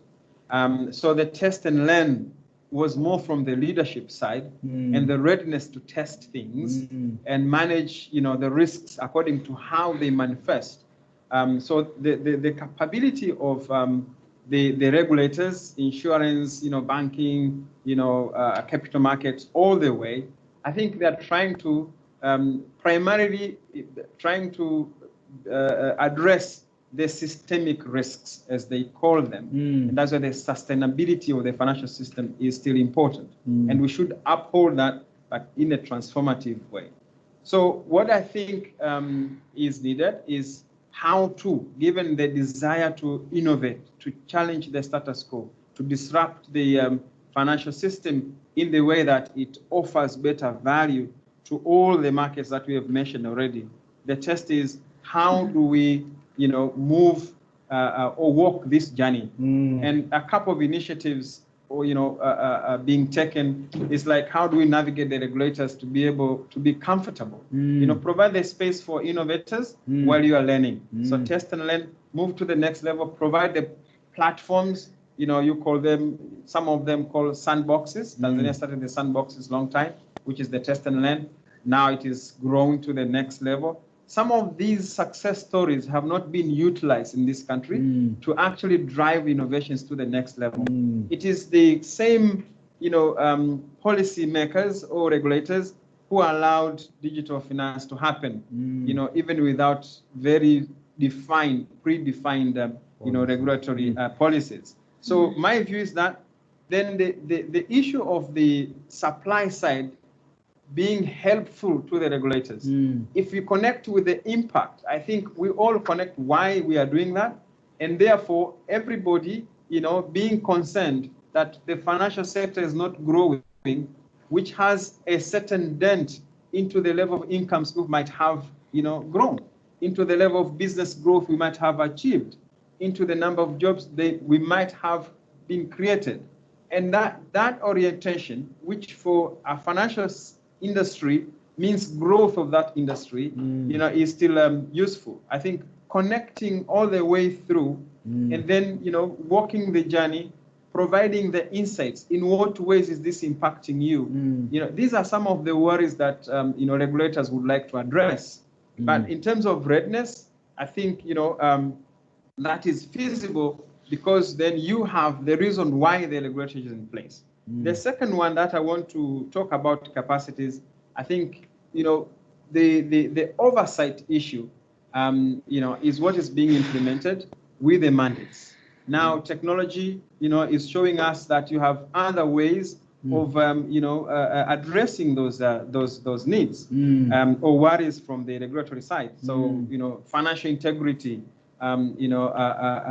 illicit flows of financing, and all those are important because you still need to protect the financial system. Otherwise, you won't be able to deliver. So initiatives like, digital ID, are going to help, nearly as many players in the market, including the regulators, to address certain risks, KYC risks, and others. If the completion and the way we will move interoperability to the next levels, through real-time, all-inclusive, ultra-low, any-to-any, payments, ecosystem infrastructures like TIPS, are giving again another opportunity for the financial system to understand the flow of money. If you want to know where's the action in our geography driven by what kind of economic activities or transactions, the capability there is in the Financial Services Registry and other forms of data. And where you have the transactional data, Peter Olanga has mentioned what they've done under UCSAF, but again, what we see in Tanzania Regulatory Communications Authority through TMMS, being able to understand where the digital transactions are, rethinking credit reference bureaus, they're all giving the capability of the regulators not only to manage, but actually to advance, to promote, the new heights, the new levels of inclusive finance to be able to offer value. So thank you so much, Sos. I like the way the support functions, particularly around infrastructure and the conversations emerging here. I'm a data person. It's exciting to hear data. I did not orchestrate this. This is feedback from the panelists. So it really sounds like there is room where if we have more information, we are able to engage better.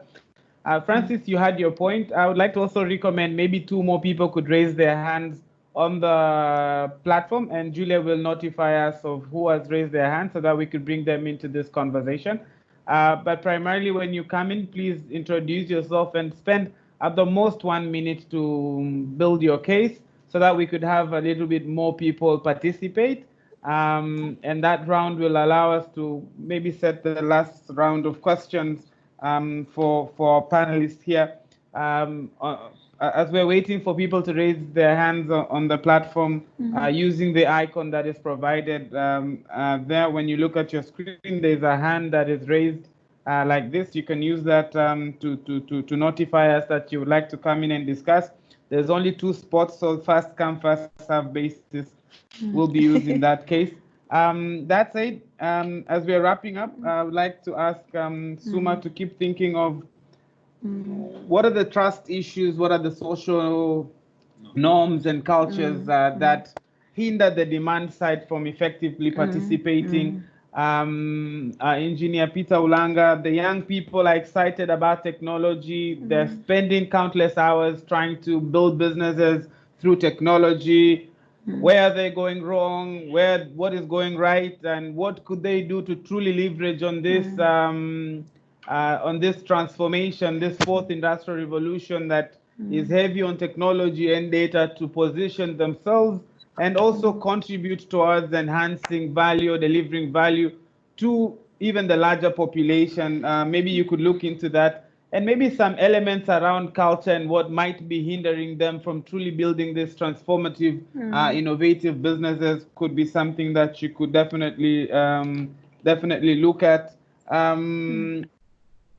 It's very hard for you to give rules to your boss for his closing remarks, so I will give Source 3 minutes to help us just look at the narrative and see where things are because I'll give them two minutes. Tell us, what are you seeing emerge from these 4 pieces, and what should really happen in the middle here to see us move? And I'll use your closing remarks. There's my closing remarks. Then we'll move back to the session chair. I open it up to the panel. Francis, if you're ready, you can come in, but 2 more people to join in. And the panelists will also consider some of the questions and comments you will bring in their closing remarks. We're going in for one minute inputs from the audience. Karibu sana, Francis, for your first, as the first participant. Thank you very much, sir. Once again, I introduce myself, Francis Ekeng. I'm actually a mobile strategist. I want to just take on the issue of the regulators a little bit. I think Sostin has actually said it quite a lot, so I won't. I'll keep it simple. But what I would like us to just take note in this conversation will be that 2 things: regulators need to go beyond policing, and to also try to be an enabler in the market.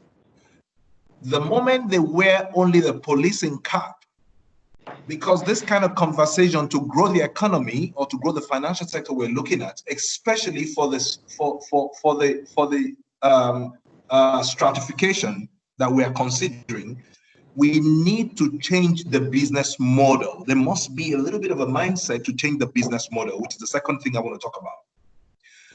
Today, the regulation is driven or written around a particular business model, just one framework.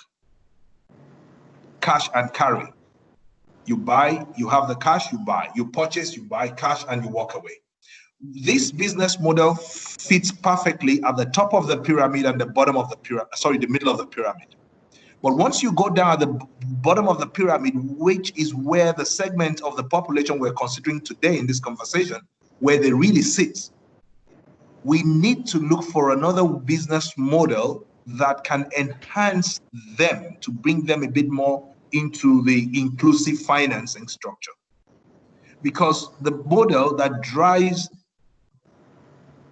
the structure which the regulator operates upon, it's just a single business model, which is designed for the top, the middle, and is being used exactly at the bottom of the pyramid.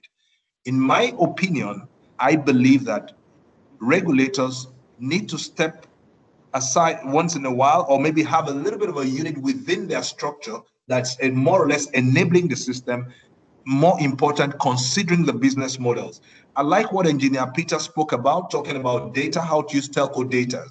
Now, that is not a business model that exists with the regulator, but that amount of data can give us some kind of behavioral pattern on the back of which we can use some kind of predictive analytics to work out a whole lot of things of value for these people, and then create some kind of inclusive financing model that can actually work. Thank you very much.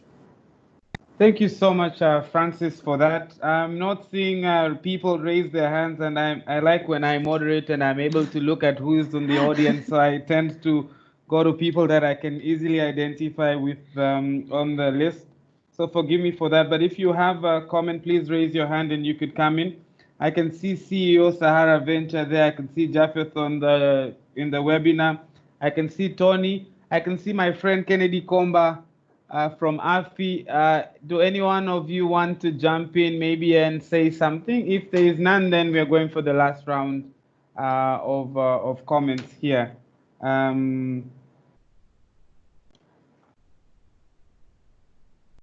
If you're on mic, you won't see the hand icon. Maybe you could indicate by writing. I have a comment, Judith. Karibu sana. Okay, thank you. Thank you so much to Elvis and Sostenes, the whole team, Suma, all of you, thank you so much. I am so privileged to be part of this discussion this afternoon. Thank you to the panelists too, the other panelists who are there. My comment is very brief, and just to say that the people that we're talking about that we would like to be included in when we talk about finance already have their ways of their own local ways of coming together as community to access finance. I just want to put out a challenge out there. Why that can't these models that already exist within the communities be accepted and probably now researched and upgraded to be a nationally accepted model of working instead of creating something new and creating a new outfit for these models to fit into. And I think that's where the problem is. We have people who we need to be included in accessing finance, but we find that instead of taking up what already exists, we are trying to make them fit into outfits that they do not fit into. And in the long run, a lot of energy, resources, and time is spent on getting these platforms ready for them, but they will not uptake it. And a very good example, we have already talked about the telecoms and what they have been able to do. So I just wanted to place that as a challenge. There already exist models within our communities that are working well for these people, the people in the bottom 40 that cannot access the legacy systems that are there. How can the institutions adopt these models, just make them better for people of those levels to be able to access, instead of forcing them to fit into outfits that they do not like, that are not even attractive to them. So yeah, I just wanted to make that comment and place it. Thank you. And Francis agrees with you, Judith, and he's put that on the chat, and that's totally true. And we need to ask ourselves questions of how, when we imported that industry to this country, where did it come from, and what people was it serving, and how different are our people, so that we could transform it to truly serve the people here in Tanzania. We go for the last round, 2 minutes each for the panelists. There's questions I'd asked them to contribute to, but there's also questions that might have emerged or thoughts they have. They have 2 minutes to pick something they would want to use to wrap this up. So we start with Engineer Peter Ulanga on the who's online to wrap up. And if you could touch on youth and technology and culture, but any other thing that you have in mind that you'd like to share with us, Karibu, for your closing remarks. Thank you very much for being invited to give these closing remarks on this very interesting panel. You asked me a question about youth being excited about technology, and it's actually very true. You asked, what are they doing right? Their excitement about technology is something they're doing right. They're learning a lot about technology. They're using technology a lot. In what they're doing wrong, I think they should not listen to us, the older people. We will mislead them. We will certainly mislead them, because what we know are horses. They're supposed to be building cars. So it's actually important. They should know, when we're looking at the opportunities of the fourth industrial revolutions, new industries will be created. And some of those industries will have completely no relationship with whatever exists now. So they really have to keep their minds open. The only thing they should come to us, the legacy people, they should actually maybe ask about funding ideas, but they shouldn't actually ask about if this idea works. We won't be able to give them any useful advice. So they should go out there in the world. There's a lot of crowdsourcing ideas. The internet is there. It has so many ideas across the world about the types of products they could actually put up. I'm sure we are now aware that out of the top 6 companies with market capitalization of over $1 trillion, they are all data driven. These are the ideas which would not have been obtained from the older people. These are young people who actually thought about these ideas, and that's where we are. So I think that's something they're doing wrong. They should not listen to us. The opportunities out there are enormous. I like the comment from Francis about regulators stepping aside. They should have their own versions of skunk works when it comes to getting a way of dealing with the new industries, so that they be able to use these advantages of what digital economy is going to bring in this world. And in my humble opinion, this session is designed at a very important time of development of our economy. I'm seeing a huge potential in whatever we can do in the digital financial services to actually leapfrog in terms of what digital industries can actually do to our economy. Thank you very much. Asante, Peter. That was exactly 2 minutes, and I think it's inspiring for the other panelists, and it puts pressure on them, but I get that point. Key takeaway, don't listen to the old legacy people. Young people, go out and disrupt. Come for funding ideas, but you have the ideas. When it's crazy enough, then you know it's good. Karibu. Thank you, Elvis. I think, allow me to voice my fears. I have like 1 or 2. One is, I think we are looking at inclusive finance as a side thing. For my side, I think inclusive finance should be embedded in the overall strategy of an institution. And that is for all the regulators and all the other financial institutions. It is not like a side thing, like you have rice and you bring in chicken. No, it is the whole meal from the get-go. So I think unless we do that, then you're in trouble. The second fear is I see there's a lot of excitement around mobile money and all that, and the potential that it have, the data, like Olanga said. But in my opinion, I think unless we innovate, then there isn't much that we can do. I think innovation should be at the core in terms of the products, as I've pointed out earlier, the products across board in different value chain within the enterprise and others. And then there is institution innovation in the sense that apart from inclusive finance being at the mainstream of the overall strategy, then there should be efforts to strengthen the community. Because there's one thing presuming that you have enough youth using the mobile and digital platform or using whatever form of mobile money out there. But unless we are able to understand the dynamics, the culture, the wisdom that they have, we cannot help them. So institutions should be able to innovate around social enterprise to help with the microcredits and etc. I think because I believe it's all about the community serving the community and helping them. But first, understanding. And then there's something else with the issue of financial stability, as pointed out earlier, because eventually the institution have to sustain to exist in the market. Now, how do you ensure sustenance? So in the sense, you have to have users who can be able to access credit and repay. So I think there should be innovations around repayment schedule to match cash flow of the customers.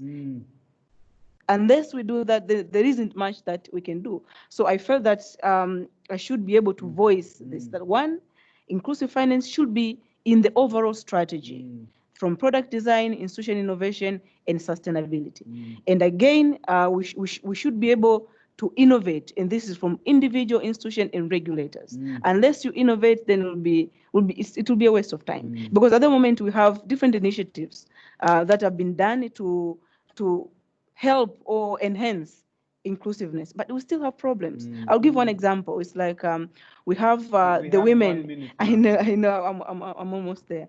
It's like it is said that women, 2020 will have 90% of women who can access the financial services. Then what about the business side? How are we performing there? So unless we understand the dynamics and innovate around conditions, context, and preferences, then we are in a lot of trouble. So there's the one thing that you asked me to comment about the trust issues and the norms, etc. So I don't think if we stress trust issues really, everyone is out there to make profit. The institution as the business entities, they're out there to make profit. So it's like it's on their side is they want to assure themselves. It's like, how are you availing microcredit when you have no financial records, when you have no cash flow, you don't know value of the business. So I think if you have to help, you have at the end of the day to be able to show the business in terms of records, cash flow, and value, and this will allow now the institution to be able to innovate, allowing collateral in the context of product design, pricing, and delivery, in the sense of the condition, context, and preferences. So Suma has so much to share with us, but I totally agree with you in the interest of time. Okay. You have one burning one. No, it's like in the sense of the norms that we have that allow us to fail. It's like we're allowing ourselves to fail. Yes. It's like we're talking of capabilities at the individual institution, etc. But from the consumer perspective, it's like at the end of the day, they need to be rid of the fear to fail, to be able to use the product. They have to get over compliances and allow the ambitions to take in for them to be able to really take advantage of whatever is out there. And as the community to be able to celebrate ideas, to celebrate success, and amplify the enterprising culture within the community. So that way, with whatever efforts and initiative that we have in terms of enhancing capabilities, they can be able to work. But I will insist, innovation innovation around conditions, context, and preferences. Thank you very much. Totally agree with you. Thank you so much, Suma. In 2 seconds, there's actually a very innovative model that has worked very well in multiple markets. It's recently coming into Tanzania. They're actually looking at offering credit to micro entrepreneurs. They do not do collections at the end of the month. They run their collections at the end of the week because they understand the cash flow issues that the entrepreneurs face. So they're literally building their model around the entrepreneurs and where they are. And that has shown a crazy repayment rate in other markets of up to 98%. Sostens, karibu for your closing remarks. Thank you. I'd like to end up this session with the following. First, inclusive finance is about value proposition. So it has to be meaningful. And I'm using, really the following terminologies just to stick in people's minds in the FSPs. Solutions have to be useful. They have to be affordable. If it is really resolving pain points, finance has to address the productivity challenges, has to address the growth aspirations of enterprises, and has to facilitate transformation. That is critical. Unless we are really living to that, it's difficult to claim better value than it is today.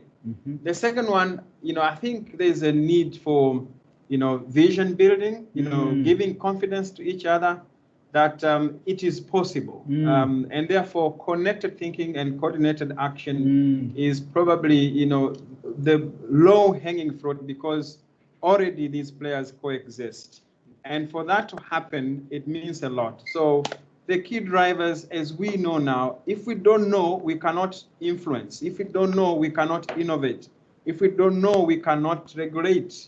So in this case, I just want to echo the area point, innovation, data for policies that nudge, that kind of value proposition, for infrastructures that are lowering the cost of transactions, but enabling these people to use those services.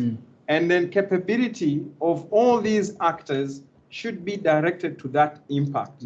If we do that, I think much as we understand their different roles, I think that shared vision, shared understanding is already a natural coordination in the way we deliver impact to our economy. I think if we do that, we can grow this financial system from the current 3.7 to 10%, even beyond. Thank you. Congratulations, Sos. He's done it in exactly 2 minutes. Suma is the only one who bust the time. I'd like to thank the panelists, Engineer Peter Olanga out there in Cote d'Ivoire, Suma Mwaitenda, asante sana. On boss, Sosthenes Kewe, thank you so much. Keywords, data, do not listen to the legacy people. Full meal, start the relationship with the full meal. Don't come with piecemeals. Value, connected thinking, coordinated action. Hakuna urafiki ambao unakuwa kati ya mtu mmoja na mwingine ambao hauna thamani, lakini hata biashara na huduma unazofanya na wafanya biashara ama walaji, tuhakikishe kwamba ule uhusiano una thamani. Kwa hayo ndio ya kufungia hii session. Over to the session chair to maybe also have a 1 minute, 2 minute wrap up as she was listening in and close the session. Karibu Irene.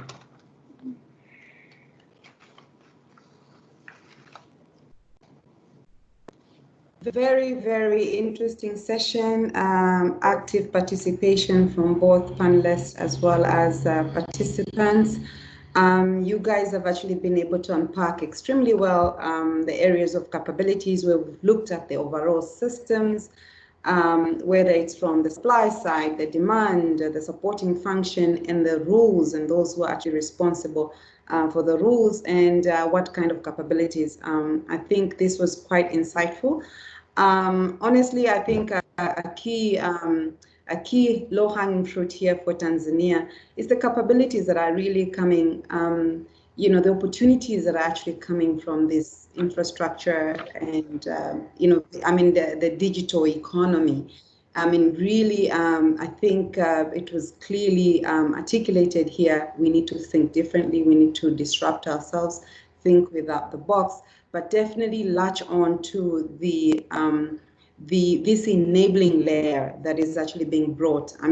Clearly we've seen it's already, the digital infrastructure is there, people are already in the system, they're using it. Now we just need to transform it. I'm just sticking on that one. I know we've talked quite a lot within the market system, but I think this is really something that as a country, we can actually latch on it, and just leapfrog to see ourselves getting into that inclusive, growth, finance and growth in our country, so that we unlock the values that we want to see. I would like to take this opportunity to thank once again the panelists that have actually participated with us for this session, but also to all the other sessions that we've had since morning. We really truly appreciate their expertise, their willingness to come and share with us these really nice insights that should go a long way in all of our work that we are doing. And also would like to extend sincere thanks to the panelists, the participants who've also been with us. We take note of quite a number of you who've been with us since morning, and we are encouraged that this topic is really something that we are all interested in, whether it is from our work or whether it is really in the interest of wanting to see the developments in our country and the poverty reduction, because that's basically what we're talking about when we say inclusive finance, that is actually going to be able to drive the right impact, bring the jobs that we talk about, nudge, the growth in the economy, and overall really improving the lives of the people, the well-being of the women, the youth, and the farmers that we really care about. As you could see from this conversation, this is the direction that we as FSDT are embarking upon. We finished, we are beginning our new strategic journey, and which is linked to really wanting to see as a catalyst in the market, as an intermediary that is actually working with the stakeholders and market actors. We want to see this finance taking this role, so that within a short period of time, we should realize some of these national aspirations that are in our national vision, whether it is Vision 2025 or whether it's even in the new financial sector development plan, where we see clearly the vision there is to see the financial sector is growing and it's actually accruing these benefits from the current 3.7% of the GDP to 10%. So we really need, we are walking this journey, and we are excited to hear that quite a number of you within your comments and your participation, that you are also interested and you're going to use these insights that we've actually shared here into your work so that we can all support this direction. We will be sharing the materials from today's session. So we are encouraging all of you to we will take note of the email IDs, those who have actually signed in using their own email IDs, and be able to communicate with you all the PowerPoints that we've actually used in this presentation, as well as give you the links to the voice videos that we've actually for the 3 sessions. So for those who did not log in with their IDs, please, you can drop in the chat box there your email IDs, or those who want this information to be sent to a dedicated email, please give us your email ID there. So once again, thank you, and congratulations to the FSDT team also for working into this direction, into the strategy, but most importantly, to bring up this very good conversation in the market. Asanteni sana. Thank you.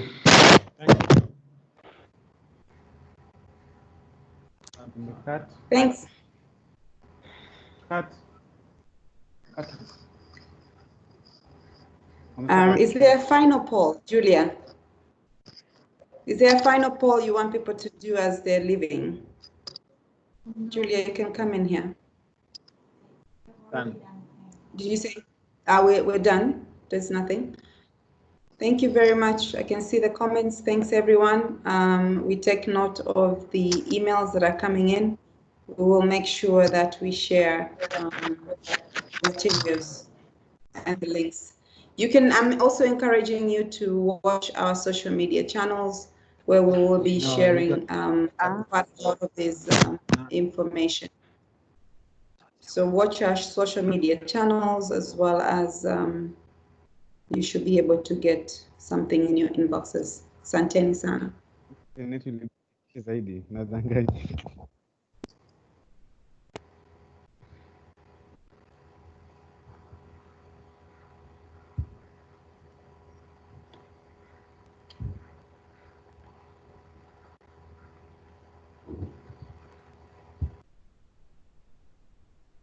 Not log in with the email IDs, please just drop your email ID so that we ensure that you get all the materials, but we'll also try and push the links to accessible sites for you. Thank you very much for your participation. We will close this group later today, so Asanteni. I would like to request everybody else otherwise to log off from the call.